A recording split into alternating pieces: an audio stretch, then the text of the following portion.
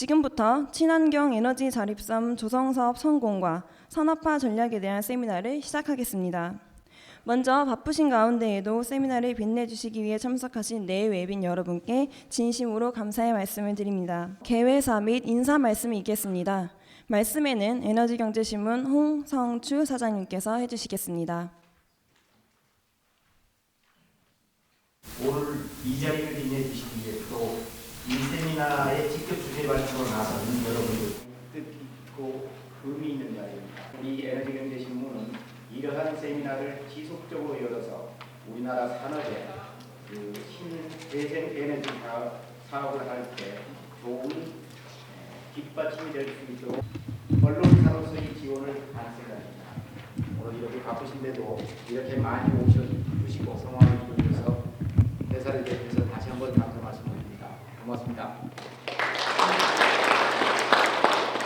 먼저 친환경 에너지 자립섬 조성사업 추진 현황 및 계획에 대해 한국전력공사 강현재 실장님께서 대신해 주시겠습니다. 박수 부탁드립니다.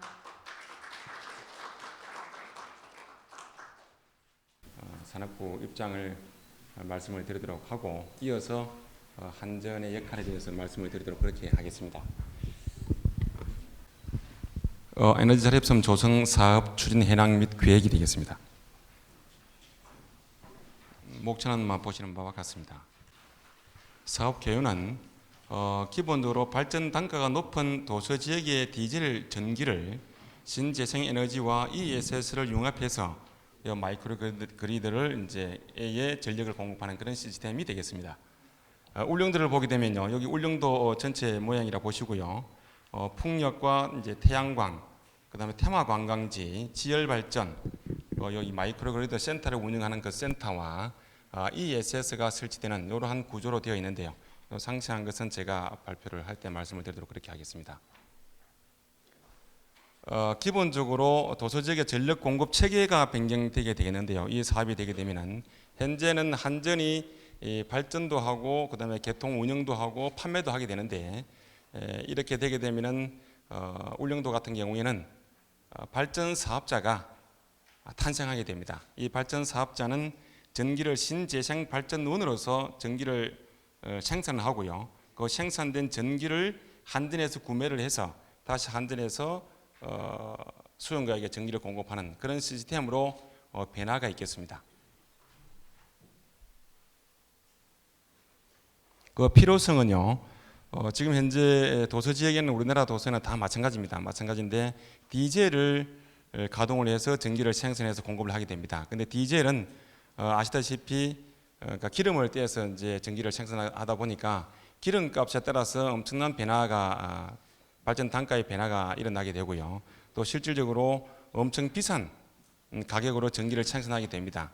그래서 그런 부분들을 해소하고 친환경적으로 도서를 관리하기 위한 그러한 목적으로서 이제 본 그 프로젝트가 탄생을 하게 된 거고요. 목표는 기본적으로 한전에서 관리하고 있는 65개 도서를 대상으로 해서 지금 현재 울릉도 부분은 이제 프로그레시브 프로젝트라 보시면 되겠습니다.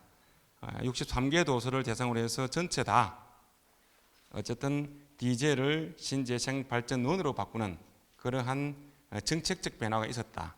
그 정책적 변화를 울릉도에서 가장 먼저 시작을 한다, 이렇게 보시면 되겠습니다. 기본 이 방향은요, 발전 사업자가 탄생하게 되면 그 발전 사업자가 발전한 신재생에서 발전된 전기를 우리 한전에서 20년 계약으로 다 몽땅 다 사주게 되어 있습니다. 그게 저희들은 PPA 계약이라 그러는데요. 그렇게 할 거고요. 지금 이 부분은 이제 민간 투자 100%로 되어 있지만 울릉도는 민간 100%가 아니고요. 울릉도는 저희 한전이 25%를 투자하도록 되어 있고요. 그다음에 LG CNS가 25%, 그다음에 경북도하고 울릉군이 15%, 그다음에 도화 엔지니어링이라고 해서 엔지니어링 회사가 10%, 나머지는 이제 PF를 일으켜서 하는 걸로 그렇게 되어 있습니다. 근데 63개 도서 중에서 울릉도를 제외한 나머지 62개 도서는 민간 사업자 100% 투자하는 것으로 해서 지금 진행을 하고 있고요. 현재 뒤에 나옵니다만 현재 5개 도서가 선정이 되어서 지금 기술 검토를 저희들과 같이 함께 하고 있는 그런 과정에 있습니다. 사업 추진 체계는 제가 조금 전에 말씀드렸는데요. 민간 사업자가 이제 탄생을 하게 되면은 이 사업자에서 전기를 생산해서 한국전력에 팔게 되고 한국전력은 이제 수용가에게 전력을 공급하게 되는 그런 내용이 되겠습니다. 여기서 사온 전기는 당연히 한전에서 대가를 지불하게 되고 기본적으로 도서는 울릉도 같은 경우에 보면은 약 370원 정도의 전력 생산 원가가 들어갑니다. 그런데 실질적으로 저희들이 수용가에게 돈을 받는 부분은 132원 작년에 132원이었던 걸로 기억납니다. 그러니까 그만큼 갭 차이가 많이 납니다. 이 갭 차이 나는 부분은 정부에서 전력산업기반기금으로 보전을 해주는데 이 보전 금액이 유가 변동에 따라 차이가 많이 나는데요. 13년도에는 190억 원이었고요. 울릉도만 그렇습니다. 그 다음에 작년에는 약 한 150억 원 정도가 우리들이 파낸 금액과 생산 금액의 갭이 그렇게 낮다 이렇게 보시면 되겠습니다. 그 부분을 좀 최대한 줄일 수 있는 방법도 함께 현재 신재생을 공급하면서 강구하고 있습니다.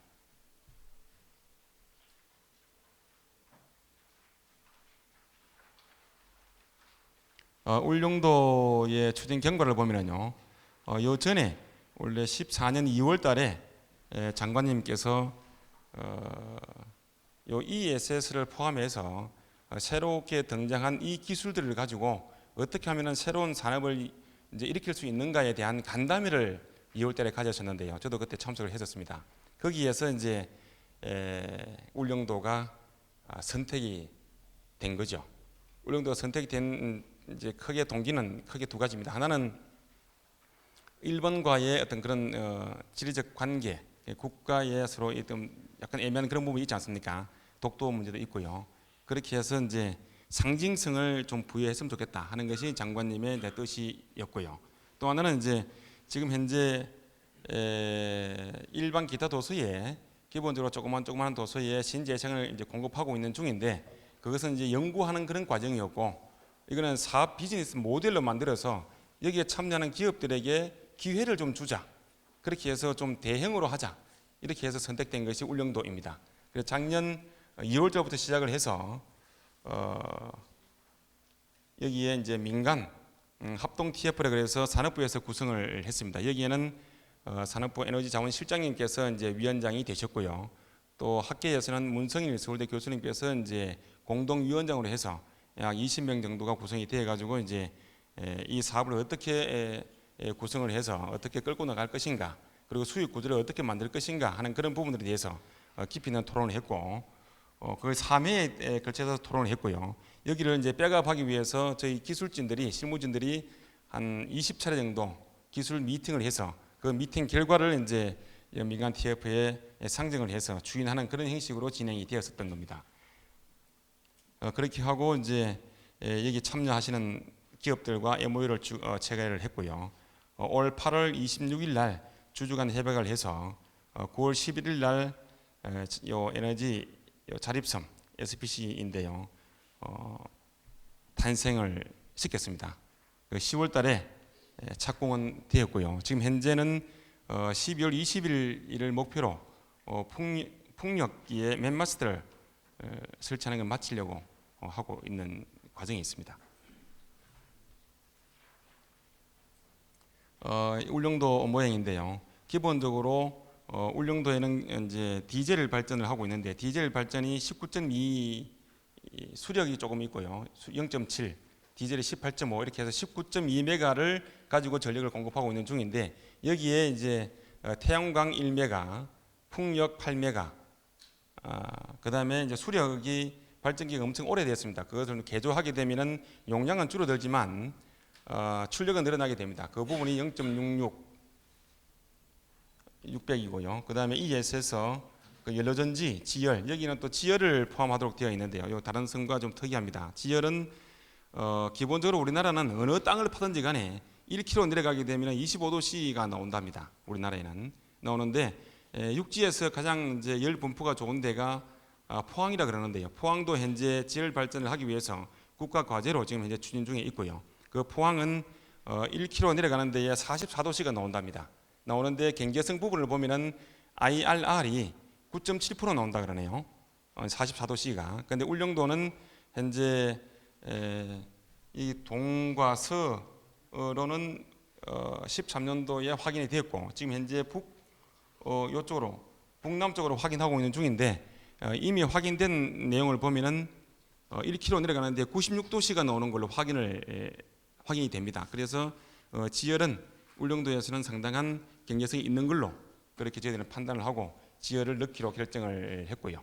이렇게 하더라도 이제 전력이 부족하니까 에너전지를 대신해서 넣는 걸로 이렇게 계획을 했습니다. 기본적으로 여러분들이 이제 울릉도에 가보신 분들은 잘 아시겠지만 울릉도는 지형적으로 지리적으로 이게 뾰족뾰족합니다. 그래서 공간이 그렇게 많이 없고 또 바람도 실질적으로 바다에 있지만 그렇게 질이 그렇게 좋지를 않더라고요.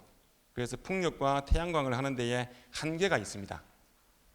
전력 수요는 공급을 해야 될 거니까 그 한계를 극복하기 위해서 지열과 연료전지를 넣었다 이렇게 보시면 되겠습니다.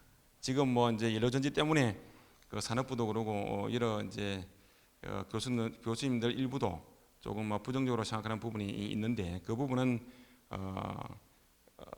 저희들이 생각할 때에 너무 그렇게 이렇게 부정적으로 생각할 건 아니다라고 생각을 하고 추진하고 있습니다.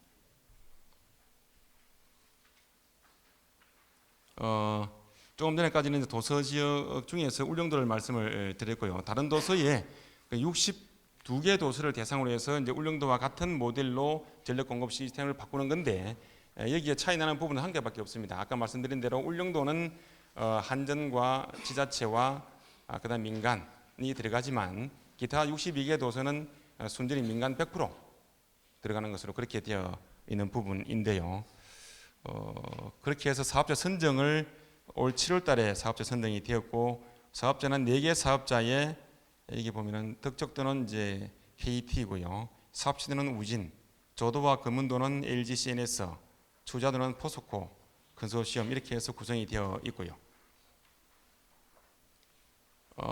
지금 민간 합동 협의체를 구성을 해서 운영을 하고 있는 중에 있습니다.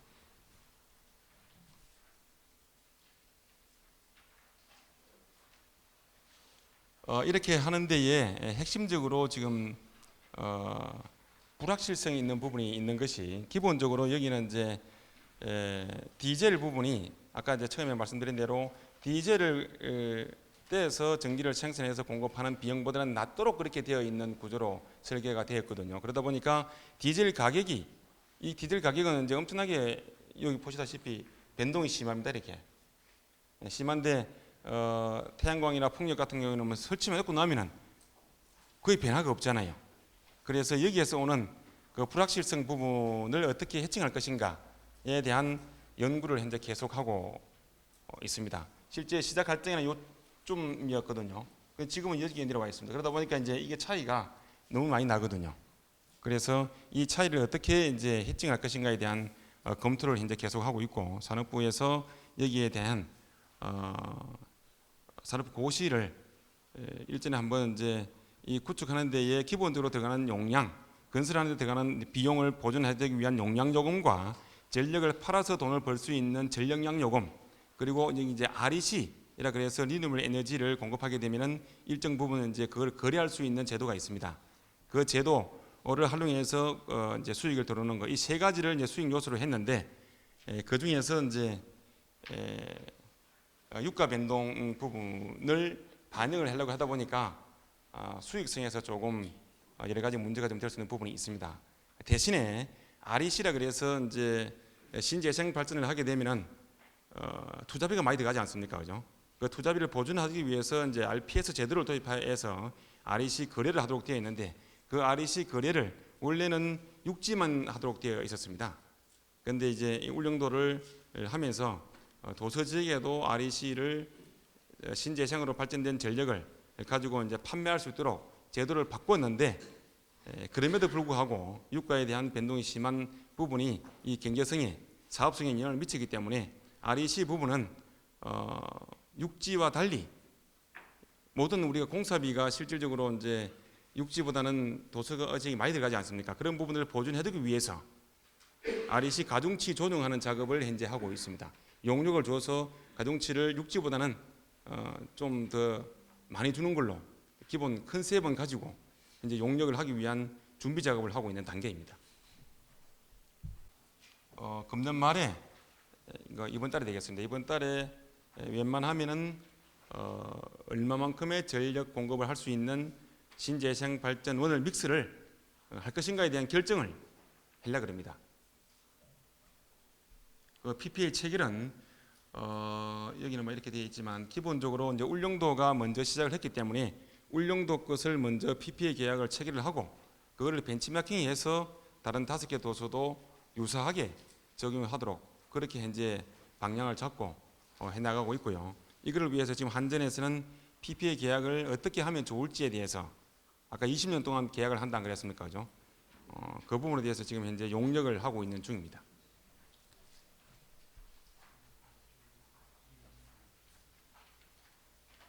이 PPA 계약 체결을 위한 그 필요한 사항들에 대해서는 이제 우리 한전도 그렇고 산업부도 그렇고 지난번에 한번 산업부에서 REC라든지 그다음에 이제 용량 요금이라든지 전력량 요금, REC 이런 부분들에 대해서 다 공시를 한번 했는데 유가 변동이 너무 심하다 보니까 다시 한번 더 개정해서 고시를 하려고 좀 준비하고 있습니다. 사업자 내년 1월 달에 이제 확대하는 부분에 대해서는 1월 달은 잘 안 될 것 같아요. 제가 볼 때는 어저께 제가 산업부에 가서 이 부분에 대해서도 이야기를 좀 하고 왔는데 1월 달은 좀 빠를 것 같고요. 한 4월 정도가 되어야 뭐 산업부에서 어떻게 또 할지 모르겠지만 위에 분들은 될 수 있으면 빨리 갔으면 좋겠다는 생각을 가지고 계시고 밑에 분들은 이제 아무래도 실무적으로 검토를 하다 보니까 검토할 부분들이 이게 처음이잖아요. 많습니다. 그래서 좀 걱정스러운 부분이 좀 있고 해서 시간을 좀 가지자 하는 쪽으로 이야기를 하고 있고 그건 뭐 조율해서 결정이 되겠지만 어쨌든 내년 1월 달에는 곤란할 것 같다. 그런 말씀을 드릴 수가 있겠습니다. 예, 여기까지 이제 산업부에서 사무관님께서 오셔가지고 발표를 하셔야 되는데 말씀드린 대로 국회에 가는 바람에 제가 대신 말씀을 드렸습니다. 이어서 우리 한전에서 준비하고 있는 내용에 대해서 말씀을 드리겠습니다.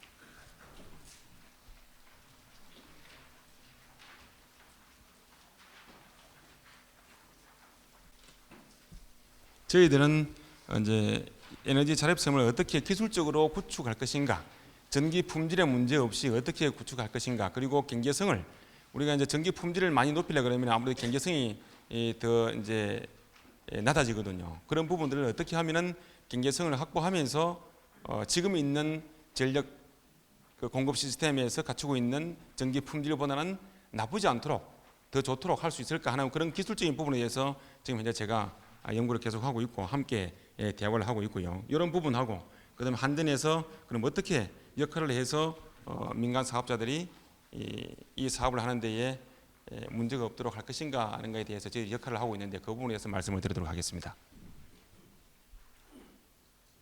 목차는 보시는 바와 같고요. 도서지역 현황 및 분석입니다. 우리나라는 전체 도서가 448개입니다. 인데 이 중에서 이제 내륙과 연결되어 있는 도서가 302개이고 그렇지 않은 도서가 146개입니다.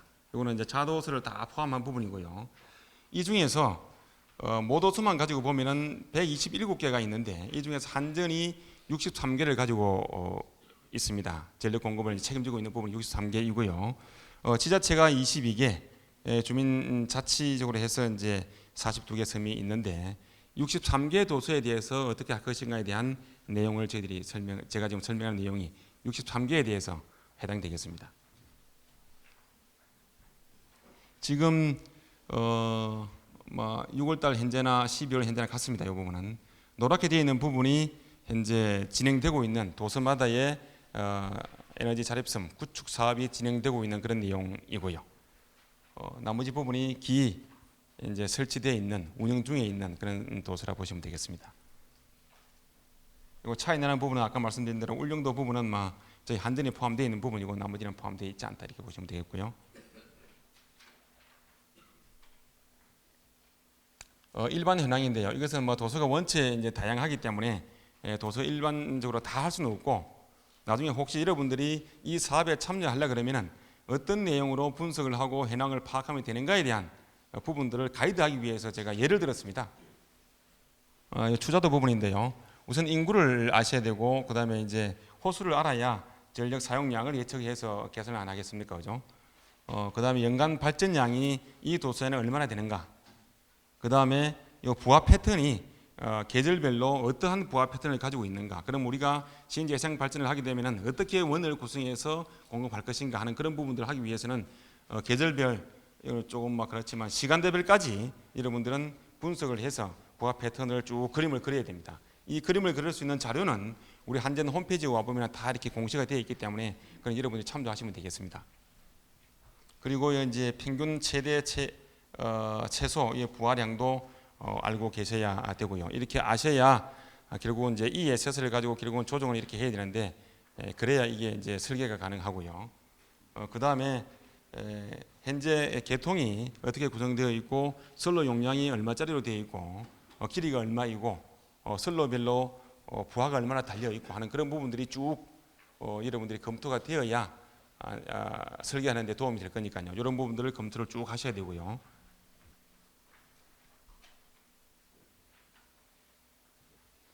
그 다음에 또 이제 도서 지역의 발전 자원을 이제 여러분들이 추정을 해야 되는데, 지금 현재 5개 울릉도는 아까 말씀드린 대로 지열과 연료전지가 들어가 있지만, 기타 5개 도서에는 풍력과 태양광하고 ESS만 가지고 공급하도록 지금 현재 5개 도서에 신청한 업자들께서 민간 기업에서 그렇게 구성하고 있습니다. 그래서 기본적으로 풍력이 바람이 얼마나 어떻게 어느 시기에 어느 시간대에 부는가 하는 이 그래프 지도를 가지고 계셔야 되는데, 금온도를 예를 들어 보면은요, 바람이 전체 바람량은 겨울이 제일 많고요.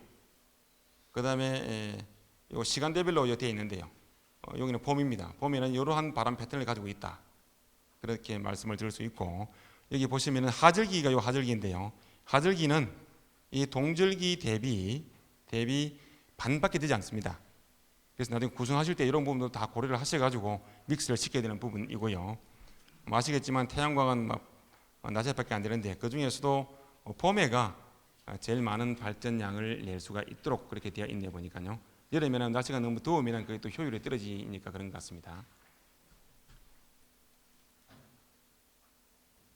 요거는 이제 내륙과 도서를 비교한 건데요. 보시다시피 우리 내륙에는 이렇게 많은 이제 전력망들이 구성이 되어 있어서 어느 한쪽에 문제가 되더라도 크게 문제가 되지 않습니다. 다른 데서 공급을 하면 되니까요. 그런데 보시다시피 이 도서에는 여기서 고장 나버리면 그냥 여기 차단기가 떨어져 버리면 여기에서부터 전력 공급이 다 안 되기 때문에 다 죽어버립니다. 이거는 그냥. 그래서 그런 부분들도 이제 고려가 되어야 되는 그런 부분이 되겠고, 또 특히나 이 규모가 적다 보니까 조그마한 변동이라도 전기 품질에 영향을 미치는 부분이 큽니다. 그래서 이게 제가 적어놨는데요. 소규모 계통으로서 부하 변동률은 육지보다도 훨씬 더 큽니다. 그래서 이런 부분들을 고려해서 주파수 변동, 결국은 전기 품질하고 관계되는데요. 이 품질을 잡아주기 위해서는 이 ESS가 지금 현재 솔루션이 될 수가 있습니다. 그럼 이 ESS 용량을 얼마나 어떻게 운전하는 시스템을 가져갈 거냐 하는 문제가 이 부분에서 상당히 중요한 부분이 되겠습니다. 설비 구축 고려 사항입니다. 정의 부분은 아까 말씀드린 대로 그냥 도서에 디젤을 하고 있는 부분을 신재생으로 바꾼다고 보시면 되는 부분이고요.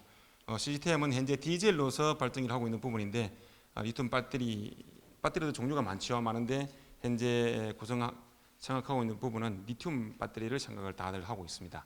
리튬 배터리하고 태양광과 풍력을 믹스시켜서 전력 공급하는 그런 시스템으로 구성하는 걸로 되어 있고요.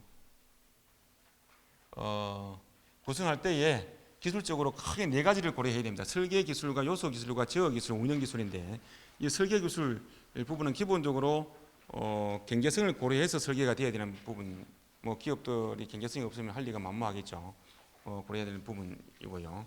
그다음에 요소 기술로 볼 적에는 이 전력 변환 장치라든지 에너지 저장 장치라든지 태양광 풍력 이러한 하나하나의 기술들이 어떤 기능을 특성을 가지고 있는가에 대해서 충분히 파악을 하셔야 믹스가 가능합니다. 그런 부분들 파악을 하셔야 되고요. 그다음에 지역 기술 부분도 마찬가지입니다. 전기 품질을 어느 정도의 전기 품질을 유지할 것이고 주파수 변동은 어느 정도에서 묶어둘 것인지 전압 변동을 얼마만큼 묶어둘 것인지 결국은 그거는 전기 품질하고 관계가 되고 또 돈하고 관계가 됩니다. 그래서 제가 생각할 때는 그렇습니다. 지금 현재에 너무 많은 품질을 요구하게 되면 돈이 많이 들어가니까요. 여러분들이 나중에 설계하실 때에 현재의 이 섬에서 가지고 있는 전기 품질 이를 측정할 필요가 있습니다. 그렇게 해서 새롭게 들어가는 시스템이 그 전기 품질보다는 나쁘지는 않도록 그렇다고 월등하게 좋도록 사실 그렇게 할 필요도 사실 없지요. 그래서 그런 부분들을 잘 생각을 하셔서 이제 설계를 하셔야 되는데 그러면 이런 부분들을 잘 아셔야 되고요. 특히나 또 운영 기술 부분도 그렇습니다. 배터리를 얼마나 SOC를 운영할 것인지, 그 다음에 기존 있는 그 발전기들과 새로 설치한 신재생 발전기들을 얼마만큼 믹스를 해서 평상시에 운영은 어느 발전원을 중심으로 운영할 것인지 결국은 경제적으로 운영해야 안 되겠습니까? 그렇게 하려 그러면 그런 부분들도 다 같이 고려가 돼서 검토가 되어야 되는 그런 상황이 되겠습니다. 혹시 이 부분에 대해서 뭐 개인적으로 특별하게 뭐 이렇게 좀 깊이 있게 좀 그 공부를 해야 되겠다 하신다면은 언제든지 저한테 연락을 주십시오. 그럼 제가 뭐 전화상으로 답을 드리도록 그렇게 하겠고 여기서는 뭐 구체적으로 말씀드리는 건 좀 그렇습니다, 그죠? 그리고 입지 선정하고 개통 연계 부분에 대해서 고려를 하셔야 되는데 특히나 입지 선정에서는 풍력이 이제 중요한데요. 풍력은 기본적으로 이제 이렇게 폴대를 세우려 그러면은 이 단위 길이가 깁니다. 그럼 도로가 이 라운딩 턴 하는 데에 이 옆에 집이 막 걸리고 하면 안 되잖아요, 그죠? 그런 부분들을 고려를 하셔야 되고요. 그 다음에 도서는 또 이제 우리나라 특성상 또 군 시설들이 많이 들어가 있을 수가 있고요. 레이더라든지 이렇게 걸릴 수가 있습니다. 그런 부분들에서 지장을 주지 않아야 되거든요. 그래 그런 부분들을 잘 고려를 하셔야 되고 또 하나는 이제 요 바람이 불면서 소음이 좀 많이 발생을 하죠, 그죠? 그 부분에 대해서도 민가와 적정한 거리를 뚫고야 민원이 없을 것이니까요. 아무리 우리가 좋은 제품일지라도 요즘 같으면 그렇습니다. 좋은 어떤 도움되는 어떤 그런 설비를 설치한다 할지라도 주민들이 반대해버리면 그게 잘 안 되거든요. 그래서 주민들이 반대하는 부분에 대해서 신경을 좀 많이 쓰셔서 부지 선정할 때 고려를 좀 하셔야 되는 부분이고요. 참고적으로 이건 투자도 부분인데요. 태양광이라든지 풍력이라든지 ESS 이런 부분들이 개통과 연계시킬 수 시켜야 되는데 같은 값이면 가까운 것이 아무래도 경제성에서 유리하겠고요. 운영하는 측면에서도 가까이 있으면 훨씬 유리합니다. 그런 측면도 고려를 해서 부지를 잡을 때 잡으시는 게 좋겠다는 생각을 하게 되고요. 그 다음에 이제 제도, 법, 인허가 이런 부분들을 고려를 하셔야 되는데 아까 말씀드린 대로 군사 시설이라든지 이런 데는 이 군대에 가서 실제 협의를 해보면은 저희들하고 전혀 딴 세상의 개념을 가지고 있습니다. 그래서 군부대에서 뭐 이렇게 레이더에 걸린다든지 문제가 되면은 그런 상당히 어렵습니다. 그런 부분들 사전에 잘 먼저 파악을 하셔가지고 접근을 하셔야 되겠고요. 농지나 뭐 산지 같은 경우에 전용 허가 문제도 마찬가지가 되겠고요. 그리고 제대 보안 부분은 특히 한전이나 이제 산업부에서 해야 될 부분인데 처음에 울릉도를 하면서 경제성 측면에서 도저히 안 될 것 같더라고요. 그래서 이제 고심 끝에 보니까 REC는 육지에서는 가능한데 도시에서는 안 되는 걸로 되어 있었습니다. 그런데 실질적으로 이제 REC 신재생 에너지를 공급하는 측면에서 볼 때에는 국가적인 차원에서 이산화탄소를 줄이는 것이 이제 목적인데 도서 지역에도 우리 영토 내라면 디젤 발전기를 떼지 않으면 그만큼 이산화탄소를 줄이는 거거든요. 그렇다면 거기에 혜택을 줘야 된다는 개념으로 해서 이제 산업부를 설득을 시켰고 산업부에서도 그 부분은 일리가 있다. 그렇게 해서 결국은 RPS 제도, REC 제도가 탄생된 동기에 부합하니까 그렇게 해서 이제 REC를 도서 지역에도 주는 걸로 거래가 되는 걸로 그렇게 고시가 되었고요. 그다음에 경제성 부분은 내가 계속 말씀드렸는데요. 디젤 연료비 이 대비 그거보다 싸야 되니까요. 그렇고 그다음에 설비 구축할 때에 적정량을 이제 산정해서 구축해야 되는 부분이고 아무리 잘 구축되어 있다 할지라도 운영하는 알고리즘을 잘 이렇게 구성을 해야 경제적으로 운영할 수가 있고 돈을 더 많이 벌 수 있도록 운영할 수가 있습니다. 똑같은 거라도 고려를 하셔야 되고요. 그다음에 요 신재생 발전을 기본적으로 우선을 하되 구축되어 있는 신재생 설비에서 발전되는 전력이 요 남지 않도록 해야 됩니다. 발전되었으면 몽땅 다 쓸 수 있도록 하는 그런 시스템 알고리즘 구성하는 것이 중요하겠습니다. 이 부분은. 그다음 주민 수용성 말씀드린 대로 아무리 우리가 잘 이렇게 좋은 뜻이고 잘 갖춰서 한다 할지라도 주민들이 반대하게 되는 곤란하니까 주민 수용성을 이제 고려를 하셔야 되고 혹시 여러분들께서 이제 사업에 뜻이 있으시면요 제가 이제 송변전 저는 직군이거든요. 한전에서 건설을 많이 해봤는데 처음에 접근할 때에 마을 주민들 전체를 대상해서 이렇게 설득을 시키겠다 하면은 잘 안 됩니다. 그러니까 이제 그 중에서 대충 이제 몇 분들하고 대화를 해보면은 성향이 파악이 됩니다, 그죠? 그럼 성향이 파악되시면은 우선 아군을 확실하게 구출을 해야 됩니다. 나와 같은 생각을 가지고 있는 사람, 내가 지금 이 일을 하는 데에 도움이 될 만한 사람, 그런 사람들을 확실히 좀 섭외를 하셔가지고 확실하게 구출을 해놓고 그분한테는 확실하게 또 이 프로젝트가 어떠한 이점이 있고 기술적으로 어떠한 특성을 가지고 있기 때문에 여러분들에게 얼마만한 이득이 된다는 그런 부분에 대해서 교육을 확실히 시켜야 돼요. 사람이 아는 사람한테는 당하지는 못하거든요. 그런데 반대하시는 분들 대충 보면은 대충 들은 거 가지고 그냥 이야기를 합니다. 그런 전문 지식이 없으면 대충 들은 거라도 반박이 잘 안 돼요. 거기에서 한번 막히게 되면은 결국 목소리 큰 사람이 이긴다고 결국은 거기에 빠져나가 버리면은 지장을 좀 받거든요. 그래 출발할 때에 제가 이제 예를 들어 보면은 지역은 특정 지역을 말씀드리지는 못하겠지만 765kV 변전소 부지를 잡는 역할을 제가 담당을 했었는데요. 그 부지를 잡는 데에 제가 이제 신문사도 그러고 마을 이장 그다음에 번영회 회장님들, 군의회, 도의회 의원님들, 군 또 이제 도의회 과장님들 다 참여를 시켜서 17분을 이 사업을 하는 데에 이제 합동 TF를 구성을 제가 좀 해서 자문위원으로 이렇게 이제 운영을 해서 그분들에게 모니터를 가지고 다니면서요. 컴퓨터하고 모니터를 가지고 다니면서 이 사업의 필요성과 여기에 들어올 수밖에 없는 그런 어떤 사정들, 그다음에 다른 데 들어가는 것보다는 여기에 들어오는 것이 여러 가지 측면에서 유리하다는 그런 부분들을 교육을 개별 다니면서 다 교육을 시켰어요. 시키다 보니까 그분들이 나중에는 이해를 하니까 마을 주민들 설득하는 데도 그러고요. 그다음에 관내에서 설득하는 건 마찬가지고 언론에서 설득하는 건 마찬가지고 자동적으로 되더라고요. 자동적으로. 이제 마을 군 2개 군이 포함이 되었었는데요. 그 중에 군 대표, 이제 이장 대표, 각각 군 대표와 2분이 들어와 있었거든요. 그런데 그분들이 이제 설명을 듣고 회의를 마치고 나가니까 반대하시는 분들이 계시잖아요. 거기에 번영의 회장님들이 그렇게 반대를 많이 했다는 거예요. 그래서 그러면 네가 한번 가봐라. 내가 이야기 들어보니까 도저히 반대할 논리가 없더라. 그렇게 해서 전화가 왔어요.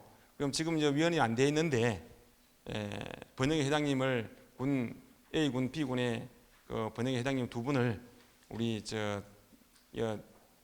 민간합동 TF에 참여시켜도 되겠느냐 모시고 오라 그랬어요. 2번 같이 대화를 했어요. 하고 앞에 설명드린 내용들을 다시 다 설명을 드렸어요. 그러니까 3번째 나오셔가지고는 저희들 입장을 충분히 다 이해를 하셔가지고 그분들이 나서서 이렇게 다 여론도 형성해주고 그렇게 한 사례가 있거든요. 그래서 여러분들 혹시 이 본 사업과 같은 사업을 계획하고 계시다면 주민들을 설득하는 데에 요 접근하는 방식도 엄청 중요하고 하니까 그런 부분들을 좀 참고를 하셔서 하는 뜻에서 말씀을 드렸습니다.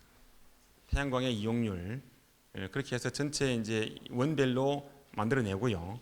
그다음에 이것을 믹스시켜서 전체적으로 발전을 얼마나 하면은 손실이 적게 발전할 수 있는가에 대해서 믹스를 만들어내고 이렇게 쭉 이제 이게 되고 나면은 이 부분 가지고 이제 요 ESS라는 새롭게 등장한 이 기기에 대해서 믹스를 시키는 방법에 대해서 고민을 하시고 그렇게 해서 이제 신재생 발전원과 이걸 믹스시켜서 디젤 발전 2개를 가지고 이제 어떻게 운영할 것인가 하는 쪽으로 이제 만들어내서 최종적으로 확정을 하면 되겠습니다. 산정할 때에 이러한 이제 원별로 있는데요. 주로 이제 풍력과 태양광에 해당되는 부분이기 때문에 풍력은 이용률을 20에서 25% 정도, 우리나라는 대부분 그렇다 그러네요. 태양광은 15% 정도. 지금 현재 당장 아마 그 풍력 같은 경우에는 특히나 시험에는 없잖아요. 태양광 같은 경우에는 주민들 집에 가끔씩 이렇게 설치되어 있는 부분이 있거든요. 그럼 여러분들이 이 부분을 이제 참고할 따름이고, 거기 가서 실질적으로 1년치면 1년치, 2년치면 2년치를 데이터를 가지고 분석하면 금방 분석이 됩니다. 이용률 부분에 대해서는 그렇고, 그 다음에 이 풍력 부분은 실질적으로 몇몇을 설치해서 얼마나 바람이 불고 하는 그런 부분을 검토를 해야 되는데, 이것은 아무래도 시간이 좀 걸리는 부분들이고요. 우선 설계할 적에는 기본적으로 요 현장 실측이 힘들 거니까 기상청 자료를 활용해도 되고요. 어느 기업에 가니까 미국의 그 호모라는 프로그램이 있는데, 그 프로그램을 돌리는 데에 자료가 있더라고요. 인터넷에. 거기에 들어가서 1분 조금만 자료를 참조해도 될 것 같고요. 그 다음에 이 ESS 부분은 기본적으로 크게 네 가지가 이제 해당이 되는데, 풍력 같은 경우는 바람이 많이 불고 적게 불고, 태양광은 또 이제 햇빛이 뜨고 안 뜨고에 따라 가지고 출력이 많이 변합니다. 변하게 되면 이 출력 변화가 결국은 계통으로 연결되게 되면 전기 품질하고 관계되기 때문에 그 부분이 이제 전기 품질에 영향을 미치지 않도록 해야 되는 역할을 해야 되는데, 그것을 이제 ESS가 할 수가 있는 부분이 있고요. 그 다음에 피크가 높다, 이제 최저 부하가 아주 낮다 하면은 피크를 잘라내서 전체 발전량을 적게 가져갈 수 있는 방법을 택할 수가 있거든요. 그래서 피크를 잘라낼 수 있는 방법도 있고, 그렇게 하는데 또 ESS가 들어갈 수가 있고요. 또 지금까지는 이제 주파수를 조정하는 부분들이 육지에는 전부 다 발전기 가지고 발전기의 출력을 내리고 올리고 하면서 주파수를 조정했고, 더 심하게 되면은 2011년도에 여러분들이 경험하셨지만 발전기가 너무 이제 부족해서 전기를 끊어야 되는 상황으로 해서 부하를 가지고 끊어서 발전한 발전기 전기와 사용하는 전기량을 맞춰주는 그런 쪽으로 갔었는데, 지금은 이제 ESS 저전기 저장 장치가 나왔기 때문에 그렇게 하지 않아도 됩니다. 그래서 이 ESS를 가지고 충분히 전기 품질을 유지할 수 있는 그런 부분이 되거든요. 그래서 이 설계가 이제 할 때에 포함되는 부분이고요. 참고적으로 육지에는 최대 부하 대비 2%를 이렇게 이제 예비력으로 주파수 조정을 하기 위한, 전기 품질을 맞추기 위한 가지고 있는데, 도서 지역에는 2% 가지고는 택도 없을 것 같아요. 제가 지금 보니까 여기에서는 이제 발전기 한 개가 나왔을 때, 단위 용량 한 개가 나왔을 때에 문제가 될 수 있습니다. 그래서 한 개가 나왔을 때에 문제가 되지 않도록 하는 정도의 ESS 용량이 필요할 것 같고요. 그다음에 예비력 부분은 지금 저희들이 이제 이 부분은 처음 하는 거기 때문에 혹시 시스템적으로 불안정해서 전체 다 올 정전이 될 수가 있는 부분이 있거든요. 그렇게 될 부분을 대비를 할 필요가 있습니다. 그렇게 해서 이제 저희들이 지금 생각하고 있는 부분은 디젤이 죽어서 다시 가동하는 데에 한 20분 정도 되면 다 가동이 된다 그럽니다. 그래, 그 정도는 예비력을 갖추고 있어야 될 것 아닌가. 그렇게 해서 지금 예비력을 갖춘 부분이고요. 이건 뭐 시스템이 안정되고 하면은 이 부분에 대해서는 여러분들이 설치했다가 나름대로 나중에 띠 가져가도 됩니다. 뭐 배터리는 띠 갖다 붙였다 할 수 있거든요. 용량 산정할 때 특히 이제 이 부분에 대해서 여러분들이 참고를 좀 하십시오. 출력 안정화용으로 용량 산정할 때에 여기 보시면은요, 풍력이 이제 바람이 막 이렇게 막 불고 안 불고 해서 이제 출력이 이렇게 움직인다 했을 경우에 계통이 그렇게 들어가면 안 되니까 이렇게 스무징을 줘서 이렇게 스무스하게 이렇게 변하도록 주겠다라고 했을 경우에 이 부분에 대해서는 이제 출력이 많이 나오기 때문에 배터리를 충전을 시켜야 되는 부분이고요. 이렇게 됐을 경우에는 이제 방전을 시켜야 되는 부분으로 해서 부족한 부분을 채워줘야 되거든요. 그래서 이 PCS 용량을 결정할 때는 이 전체 진폭을 가지고 용량을 계산하면 되고요. 그 다음에 배터리 용량은 이 전체 면적을 가지고 용량을 계산하면 됩니다. 그렇게 해서 여러분이 기술적으로 계산하는 방식은 그렇게 하시면 되겠습니다. 설비 구축 운영 방안입니다. 지금 현재 타입이 5개 도서인데요. 타입이 3가지가 나왔습니다. 처음에는 저희들이 하나로 통일해서 하려고 했는데, 그렇게 하게 되면은 새롭게 접목하는 이제 시도하는 기술인데 너무 획일적으로 하는 것보다는 다양하게 해서 나중에 비교해서 어떤 것이 좋은지를 우리가 한번 검증을 해볼 필요가 있겠다라고 생각이 들어서 각 메이커에서 가져온 그대로 이 방식은 택하기로 했고, 대신에 기술적인 부분들은 저희들과 같이 협의를 하면서 지금 하고 있는 부분이 되겠습니다.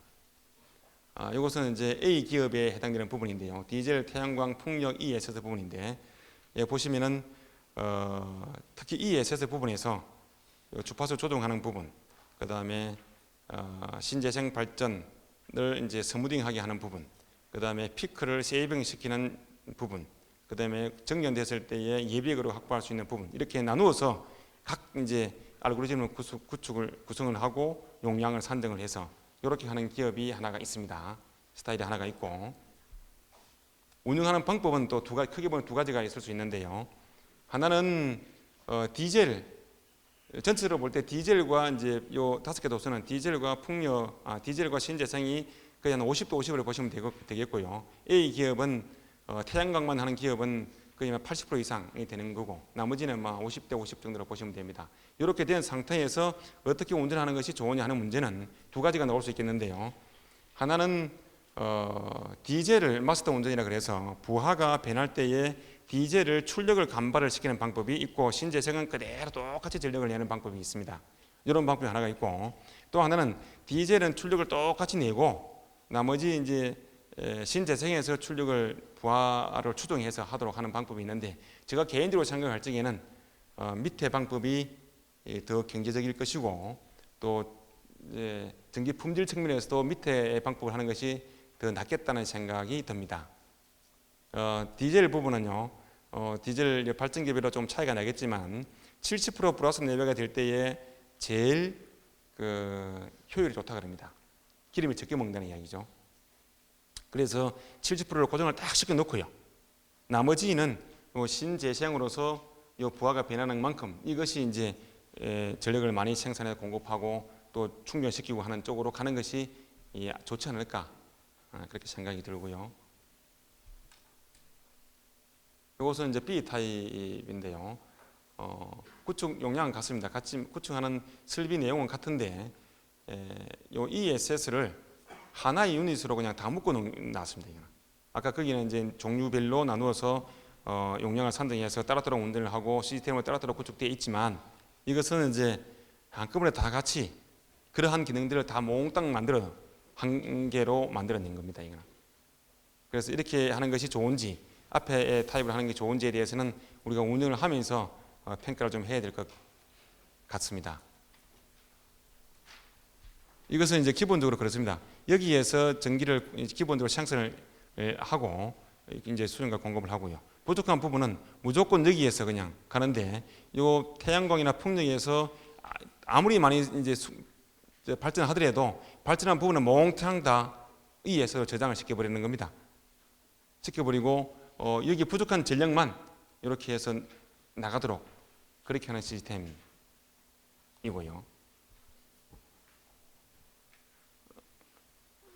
이 앞에 것도 운영하는 방법은 그 타입 1과 똑같이 마스터 운전을 뭘로 할 거냐 하는 문제는 똑같이 보시면 되겠고요. 그 다음에 타입 3인데, 이거는 이제 태양광만 있는 겁니다. 태양광만 있는 건데, 여기 보시면 태양광을 많이 이제 설치를 하고요. 이게 배터리를 이제 설치를 해서 이 수용가가 사용하는 전기를 평상시에 낮에는 여기에서 생산된 부분을 다 공급을 이렇게 하는 거고요. 남는 부분은 요 배터리로 충전하는 그런 시스템이고, 지금 현재 여기는 구성이 이렇게 되어 있지만 요 내용은, 요 기능은요, 이것도 부족하다. 이것도 부족했을 때에 이 기존 디젤 발전기를 가동을 시켜서 이렇게 와가지고 이제 컨버터를 통해서 다시 이렇게 나가는 방법으로 이제 전력을 공급하는 시스템이고, 또 여기서 더 많이 생산된 전력은 여기서 충전을 시켜서 같이 함께 이렇게 나가는 그런 방법인데, 이런 방법으로 이제 A 기업은 설계를 했는데, 지금 현재 우리 한전의 기준이라든지 여러 가지 그런 측면에서 조금 부합되지 않는 부분이 있어서 협의를 다시 좀 했는데요. 그래서 이 부분은 없애는 걸로 일단 그렇게 협의를 하고 있습니다. 그렇게 되게 되면은 혹시 이쪽에서 문제가 되었을 때 디젤에서 생산된 전력을 바로 수용가에 공급하는 시스템으로 가져가는 걸로 일단 그렇게 협의를 하고 있습니다.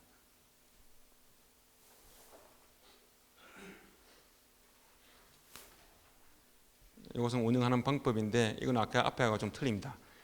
발전량이 이 부하량보다 많을 때 이렇게 공급하고 나머지를 이렇게 충전하는 쪽으로 가져가는 것이고요. 거꾸로 야간에는 이제 태양광 발전이 안 되니까 이 충전되어 있던 부분을 몽창 다 이렇게 전력 공급하는 데 쓰는 그런 시스템이 되겠습니다. 제 한전의 역할인데요. 아까 공급 체계는 아까 앞에 말씀드린 걸로 대신하겠습니다. 여기도 이제 민간 합동 협의체가 구성이 되어 있는데 7월 달부터 운영을 하고 있는데 실질적으로 한 달에 2번 정도 만나는 걸로 했지만 잘 안 됩니다. 잘 안 되고 그래서 기술 실무 협의체를 지금 현재 운영하고 있는데 이 부분도 보니까 아까 이제 제가 세 가지 경우를 말씀을 드렸는데 세 가지 경우 다 기술적인 내용이 틀리지 않습니까? 그래서 실제 협의체라고는 되어 있지만 다 모아놓고 같이 대화가 안 돼요. 그래서 기업마다 개별적으로 제가 대화를 하다 보니까 엄청 힘이 좀 드는데요. 다 돼갑니다.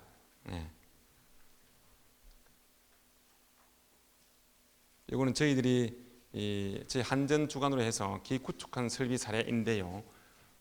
가파도 2011년부터 이제 쭉 지금까지 작년 12월까지 이제 계속 시스템을 안정화시키면서 설계를 했는데 이 부분은 초창기가 되다 보니까 지금 입장에서 관점에서 바라보게 되면은 조금 이제 아쉬움이 좀 있는 그런 시스템으로 보시면 되고요.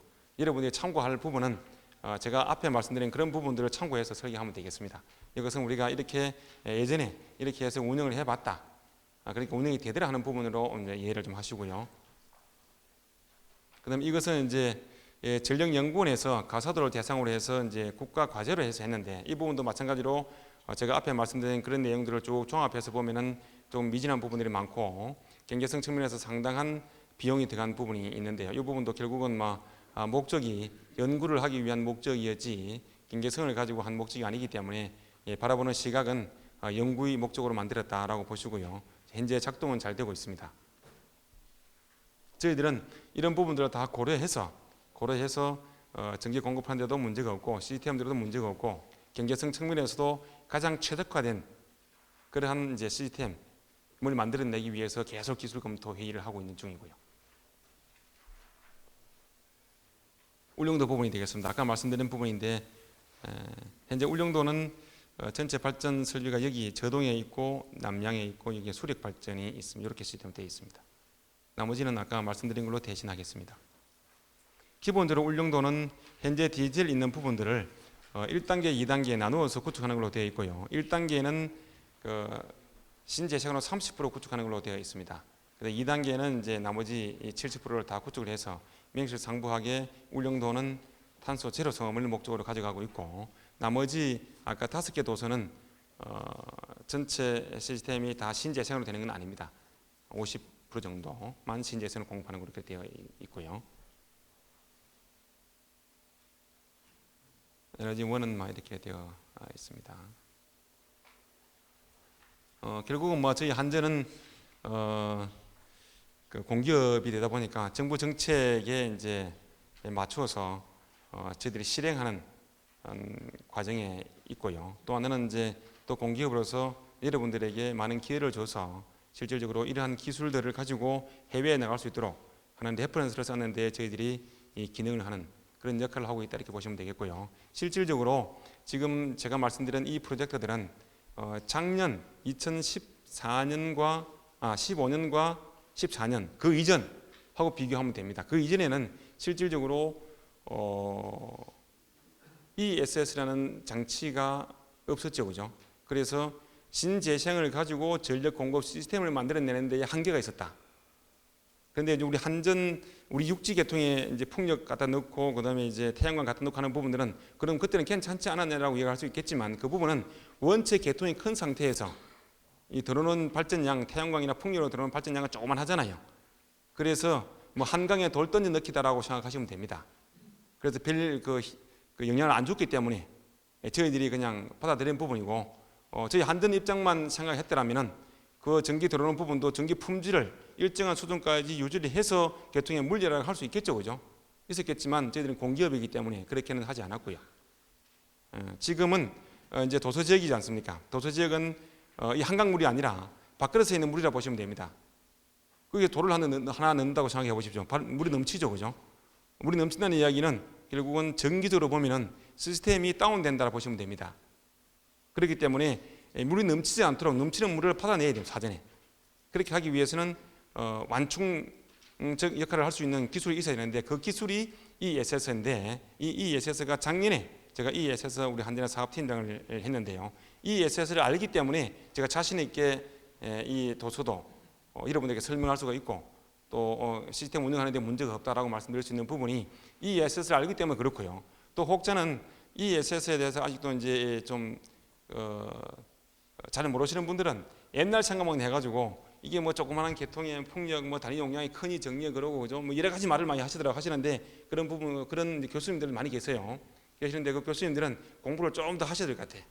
그러니까 시대가 변했어요, 그죠? 기술이 변했어요, 그죠? 변화된 기술을 습득을 해서 말씀을 하셔야 돼요.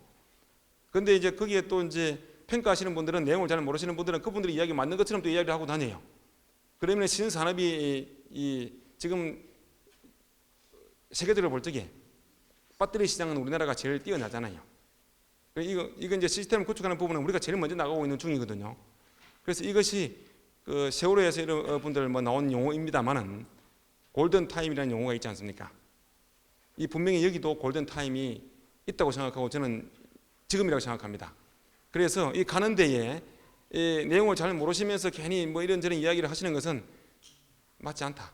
하시려거든 이 ESS의 기능을 정확하게 파악을 하고 이 ESS가 이 계통에서 무슨 역할을 할 수가 있고 하는 부분들을 확실하게 파악을 한 다음에 공부를 하신 다음에 이야기를 하셔야 된다.